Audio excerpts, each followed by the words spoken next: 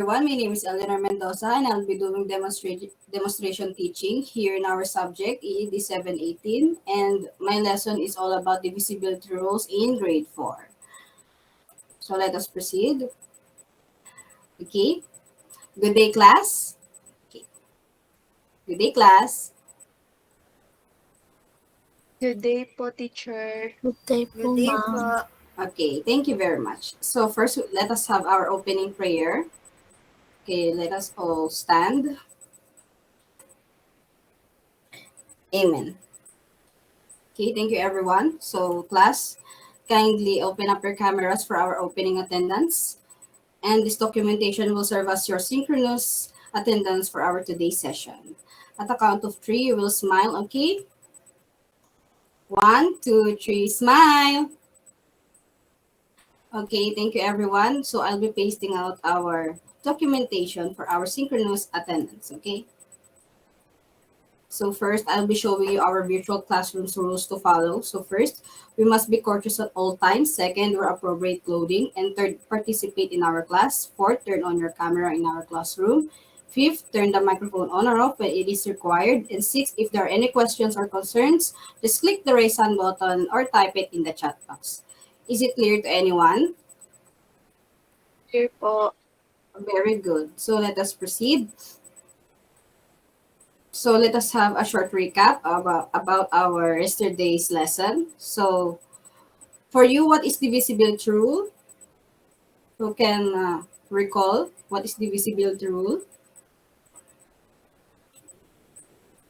Okay, I think no one can recall it. So when we talk about divisibility rule, it is all about to simply determine whether that number is divisible by another number. Okay, here's. It is help us to determine whether a number is divisible by another number, and that is divisibility rules. Okay, class? So let us proceed. So let us always remember when we talk about divisibility rules, when we look at the digits of a large number or by doing simple calculations, you can easily tell whether a number is a factor of a given number. Okay? Okay.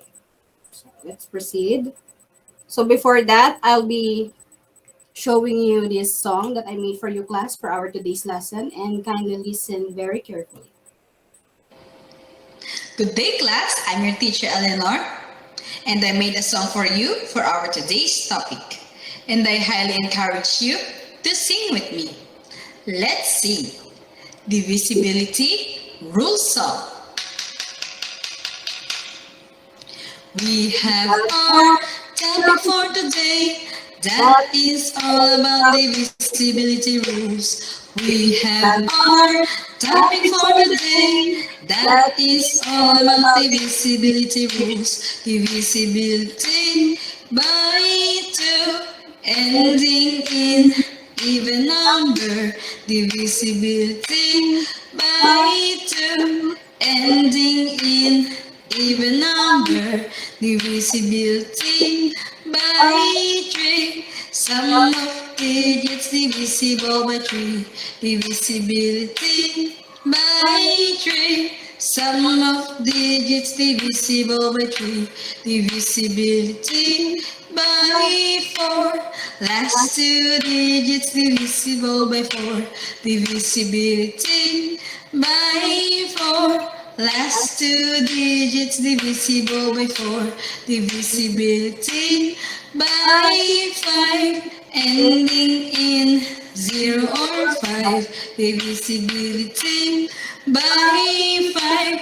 Ending in 0 or 5. Divisibility by 6. Divisible by both 2 and 3. Divisibility by 6, divisible by both 2 and 3.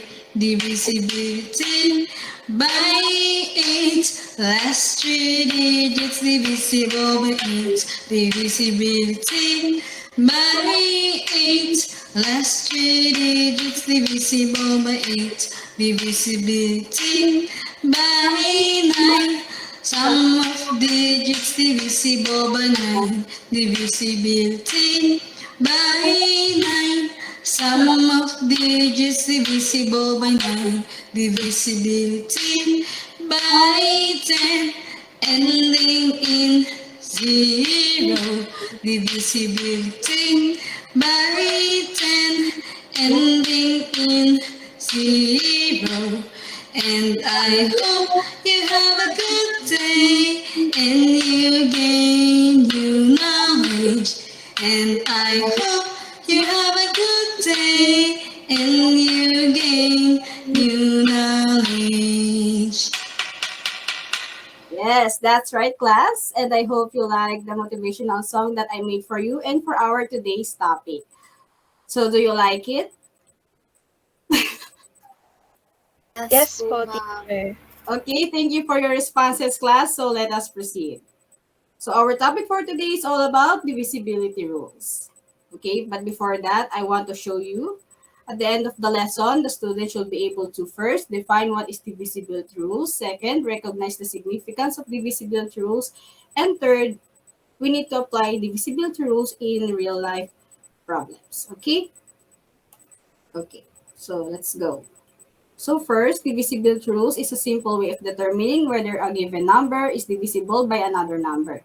It can be used to quickly find the factors of a given numbers. Divisible by another number means a number can be divided by another number without any remainder. Let us all remember when we talk about divisibility rules, a number should be determined whether that given number is divisible by another number, okay? So, the given number, when we divide a number, should without any remainder, okay? So, to further understand, let us proceed. So, when we talk about divisibility rules, these are the examples. So, first, when we talk about divisibility rule by 2, it should end in even number. And when we talk about divisibility rule by 3, the sum of digits should be divisible by 3. And when we talk about divisibility rule by 4, the last two digits should be divisible by 4. And when we talk about divisibility rule by 5, it ends in 0 or 5. Okay? So this is the continuation. Divisibility rule by 6, it should be divisible by both 2 and 3. And divisibility rule by 8, the last three digits should be divisible by 8. And divisibility rule by 9, the sum of digits should be divisible by 9 and indivisibility rule by 10 ending in 0. Okay, class. So let's proceed now. So first we have here the divisibility rule by 2. When we talk about divisibility rule by 2, the number is, or the even number should ends in 2, 4, 6, 8, or 0. We say that the given number is divisible by 2. Let's take a note of this. When we talk about divisibility rule by 2, let us check the given number whether it is the last digit ends in even number. So what are the even numbers? 2, 4, 6, 8, and 0. Okay, do you have any questions for this class? None. Okay, let's proceed. So here's the example for divisibility rule by 2. The given number here is 26. So what's the last digit here? Okay, I see your answers in the chat box. So your answer is number 6. Very good. So is 6 is an even number? Yes, indeed. It is an even number. So we conclude that 26 is divisible by 2. Do you understand? Yes po. Okay, very good. So class, it is your turn to think about the number divisible by 2. Okay, when we talk about, again, divisible by 2, it ends in even number. So kindly recite the numbers that you think of that is divisible by 2. Yes? Unmute your microphone, please. Yes, very good. Number 12. Okay, thank you for your responses. Well appreciated. Okay, let's proceed. So here we have divisibility rule by 3. If the sum of the digits of the numbers divisible by 3, we see that the given number is divisible by 3. Let us all remember when we talk about divisibility rule by 3, the sum of digits should be divisible by 3. So here's the example to further understand. Okay, the given number here is 384. So what is divisible to rule by 3? Sum of digits is divisible by 3. So 3 plus 8 plus 4 is equivalent to 15. Is 15 divisible by 3? Let us check. 15 divided by 3 is equivalent to 5. So we conclude that this given number, 384, is divisible by 3. Okay, class? Do you understand? Yes po. Very good. So now, class, it is your turn to think of a number that is divisible by 3.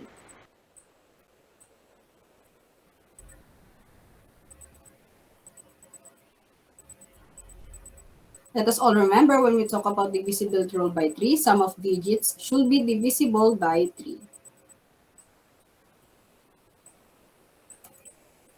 12 po, ma'am. Okay, very good, Marielle. So how about the others?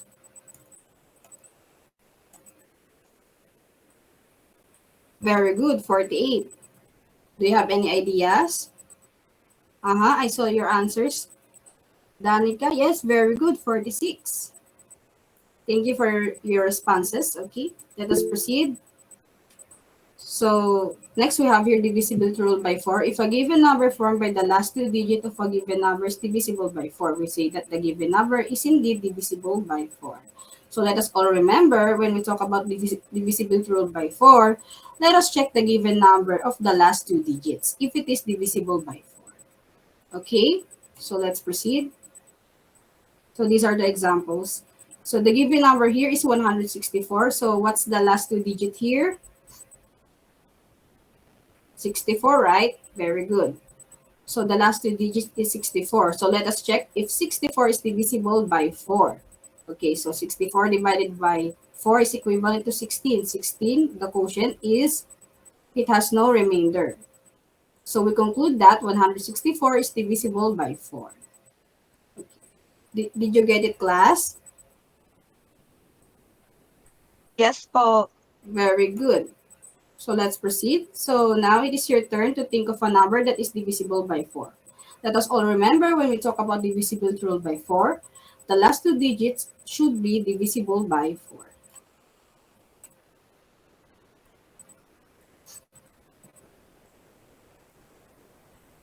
So think of a number that is divisible by 4.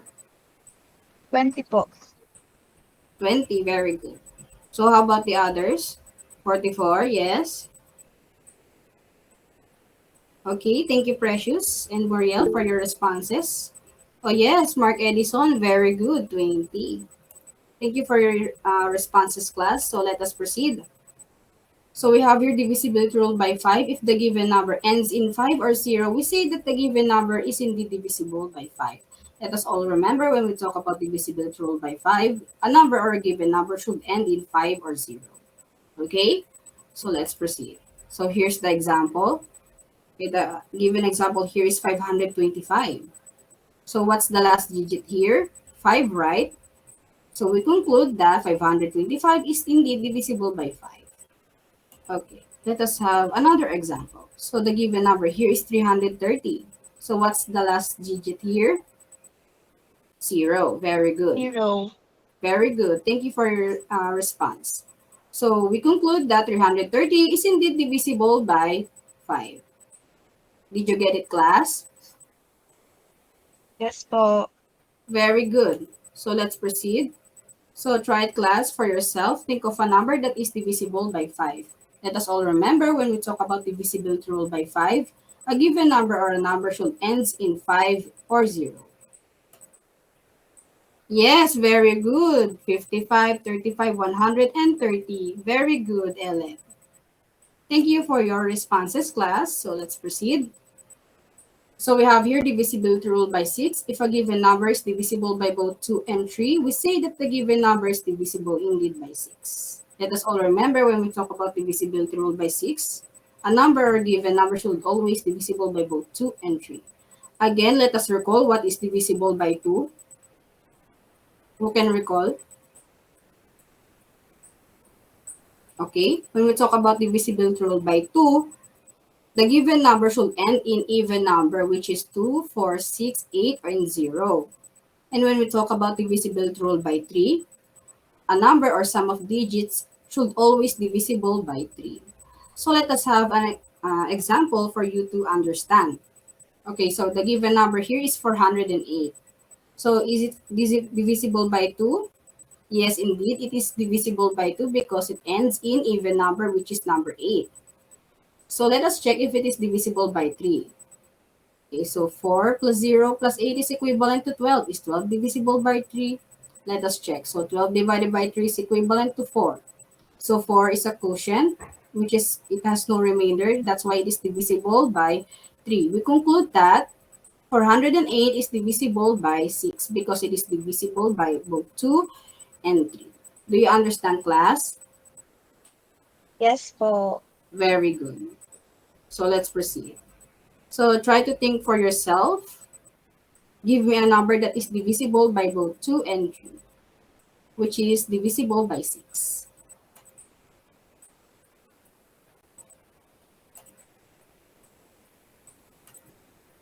Yeah, 12. Very good. So how about the others? 18. Okay. Yes, Muriel. Very good. 24. Yes, very good, Ellen. 96. 60. Very good. So how about the others? Do you have any answers? 48. Thank you for your responses, class, and I appreciate it all. So let us proceed. So we have here divisibility rule by 8. If the number formed by the last three digits of a given number is divisible by 8, we say that the given number is divisible by 8. So let us take note of this. When we talk about divisibility rule by 8, let us always check the last three digits of a given number if it is divisible indeed by 8. Okay, last three digits. So let us proceed. So here's the given example for divisibility rule by 8. 53,888. So what's the last three digit here? 888, right? So is 888 divisible by 8? Let us check. So 888 divided by 8 is equivalent to 111. So 111 is the quotient and it has no remainder. That's why we conclude that 53,888 is divisible indeed by 8. Okay, do you understand? Yes, teacher. Very good. Okay, so try to think for yourself, class. Give me a number that is indeed divisible by 8. 880, very good. So how about the others? Mm-hmm. Three digits. Okay, 400, then 105. 256. So how about the others? Do you have any ideas for that? Thank you, Balala. Okay, thank you for your responses, class. I appreciate it. So let us all proceed. We have here divisibility rule by 9. If the sum of the digits of the number is divisible by 9, we say that the given number is divisible by 9. So let us all remember when we talk about divisibility rule by 9, sum of digits are divisible by 9. Okay? So let's proceed for you to further understand. So here's the example of divisibility rule by 9. So the given number here is 7,029,639. So let's add them up. 7 plus 0 plus 2 plus 9 plus 6 plus 3 plus 9 is equivalent to 36. Okay, so is 36 divisible by 9? Let us check. 36 divided by 9 is equivalent to 4. So we conclude that 7,029,639 is equivalent indeed or divisible by 9. So do you have any questions for that? No po, Wala po. ma'am. Very good. So let's proceed. So class, it is your turn. Think of a number that is indeed divisible by 9. So when we talk about divisibility rule by 9, sum of digits should be divisible by 9. Okay? 81, very good. So how about the others?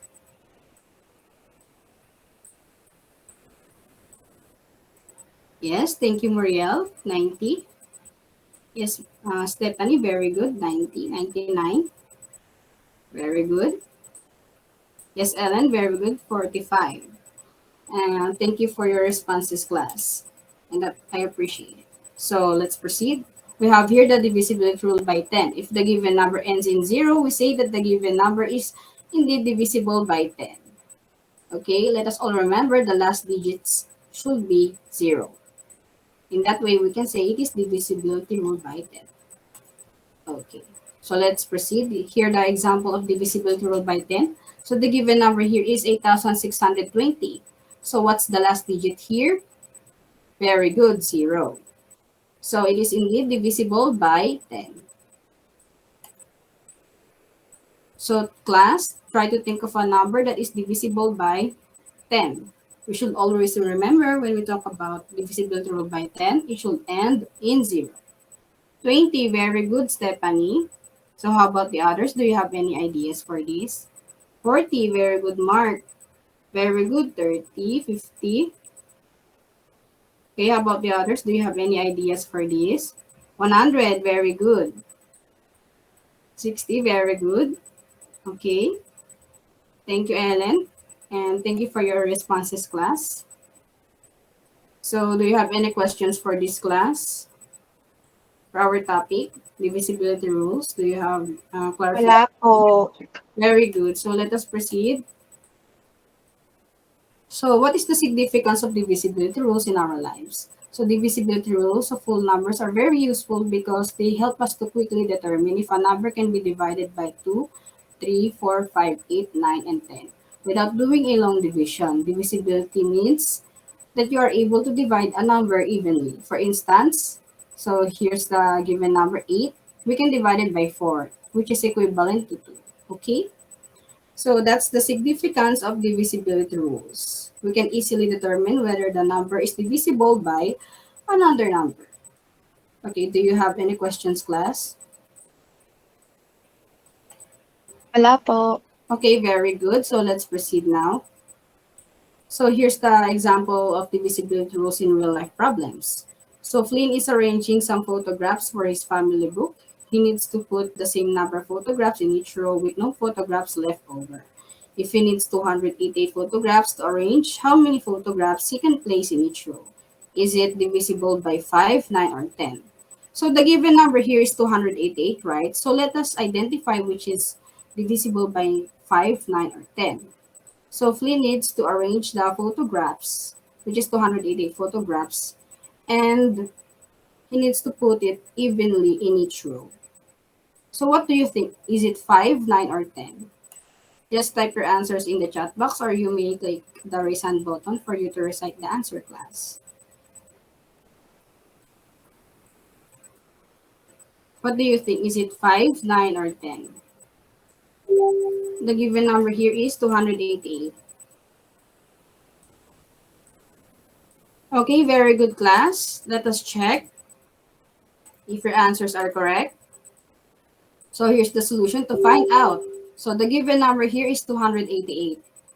So when we talk about divisibility rule by 5, the given number should end in 5 and 0. When we talk about divisibility rule by 10, the given number should end in 0. So let us try divisibility rule by 9. So when we talk about divisibility rule by 9, the sum of digits should be divisible by 9.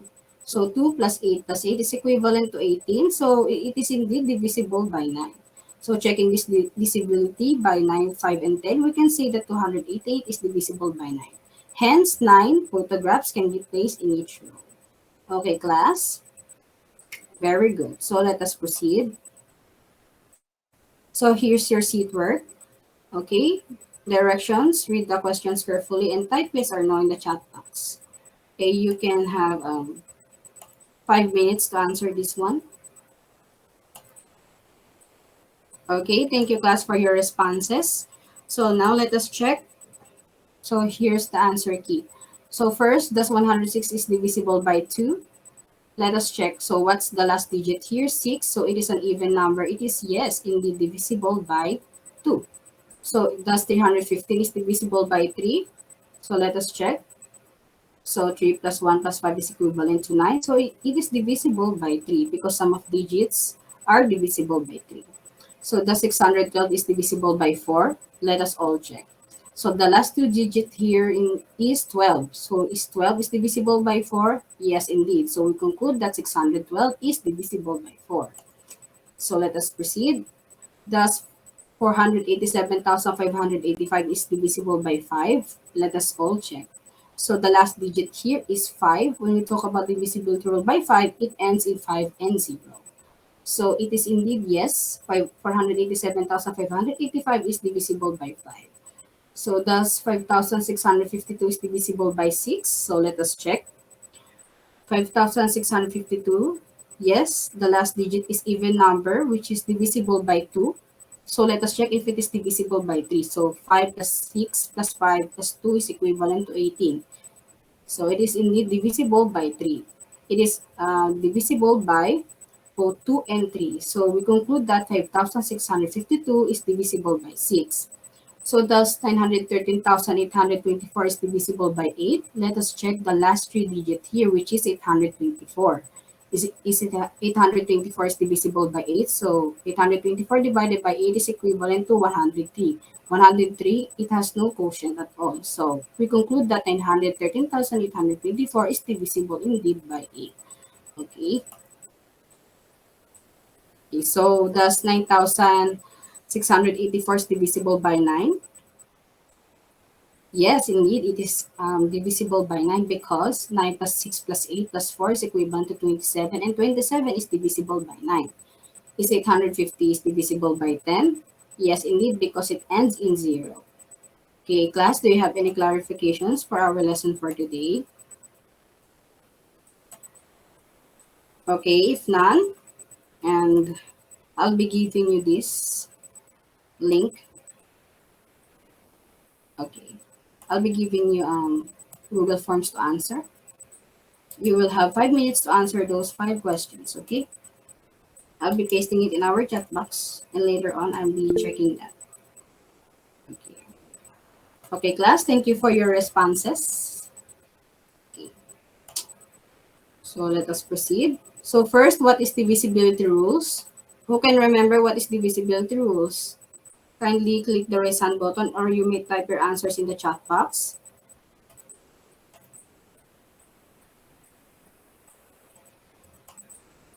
Okay, what is divisibility rule? What is divisibility rules? Okay, when we talk about divisibility rules, it means that we can determine whether that number is divisible by another number. Very good. So next we have here, what are the divisibility rules? Who can give me one? What are the divisibility rules that we tackled today? Okay, let's check. Yes? Teacher, kapag ang kailangan po natin ay divisibility ruled by 2, the number has 2 and with even numbers po. Very good, Muriel. It is indeed correct. So these are the divisibility rules. By 2, ending in even number, and divisibility rule by 3, sum of digits should be divisible by 3, and divisibility rule by 4, last two digits should be divisible by 4, and divisibility rule by 5, ending in 5 and 0. So let's proceed. So when we talk about divisibility rule by 6, it should be divisible by both 2 and 3, and divisibility rule by 8, the last three digits should be divisible by 8, and divisibility rule by 9, sum of digits is divisible by 9, and divisibility rule by 10, ending in 0. Okay, class, do you have any questions for that? Okay, none. Very good. So let's proceed now. So here's our assignment. Just kindly take a screenshot of this. So here's the direction. Determine whether a number or the given numbers are divisible by another number, and put a check on the column and save it in the PDF format, and then upload it to the Google Drive. So I'll be giving you the Google Drive link where you can pass your assignments, and the deadline will be on our next meeting. Okay, class? Okay. Okay, here's your Google Drive. Okay. Are we done? Very good. So let's proceed. Okay. So class, Muriel, kindly lead us a closing prayer. So let us all stand. Amen. Thank you, Muriel, for leading us our closing prayer. So before we end this session, so class, kindly Open your cameras for our closing attendance, and this documentation will serve as your synchronous attendance for our today's session. Okay. So please open up your cameras. Very good. Okay. At the count of three, we'll smile. 1, 2, 3, smile. 1, 2, 3, again. 1, 2, 3, smile. Very good. Uh-huh. Okay. One. Thank you, class, for your participation. Okay. Thank you for your participation, and I hope you learned something for today and apply it in real life situation. Goodbye, class. Thank you very much.